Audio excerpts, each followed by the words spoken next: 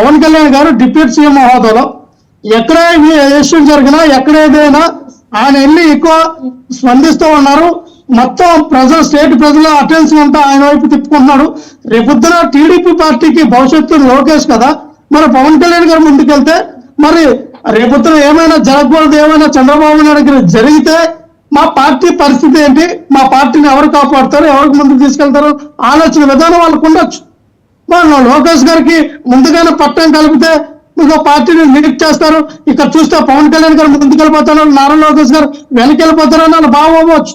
కానీ ఒకటి చెప్తామండి, ఇక్కడ ఉప ముఖ్యమంత్రి పదవి ఇచ్చినంత మాత్రం లేకపోతే ఇంకోటి ఇచ్చినంత మాత్రం మనకేదో అవుతుంది, మనం ప్రజల్లోకి వెళ్ళిపోతాం, మనం చెప్పింది ఉంటారని కాకుండా ప్రజలు మీ ఎన్డీఏ కూటమి అంతా కూడా పాలనపై దృష్టి పెట్టాలి. పాలనపై దృష్టి పెడితే ఆటోమేటిక్గా ప్రజల ఎవరు నాయకుడు, ఎవరైతే పార్టీ నడిపించగలరు, ఎవరికి తనదు మీకు పట్టం కడతారు. సో మీరు మీ పరిపాలన అనేది గాలి వదిలేసి నారా లోకేష్ గారి సీఎం చేయండి. నారా లోకేష్ గారు